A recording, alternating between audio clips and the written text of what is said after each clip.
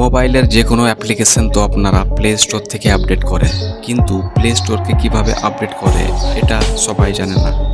তো এই ভিডিওর মাধ্যমে আপনাদেরকে দেখাবো যে কোনো অ্যান্ড্রয়েড ফোনের প্লে স্টোরকে কীভাবে আপডেট করবে। প্লে স্টোরকে আপডেট করার জন্য কোনো কম্পিউটার বা কোনো আলাদা অ্যাপ্লিকেশনের প্রয়োজন হয় না। প্রথমে আপনাকে প্লে স্টোর ওপেন করতে হবে, তারপর আপনাকে এই লোগোতে ক্লিক করতে হবে।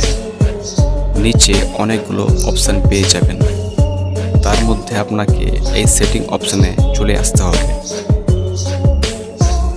সেটিং অপশানে চলে আসার পর অ্যাবাউট বলে অপশান পেয়ে যাবেন, এই অ্যাবাউটে ক্লিক করবেন।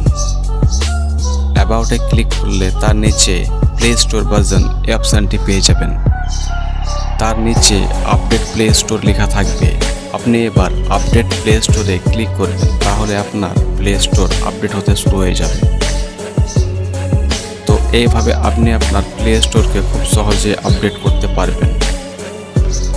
তো এই ছোট্ট ভিডিওটি যদি আপনাদেরকে ভালো লেগে থাকে তাহলে একটা লাইক এবং চ্যানেলকে সাবস্ক্রাইব করে পাশে থাকবেন।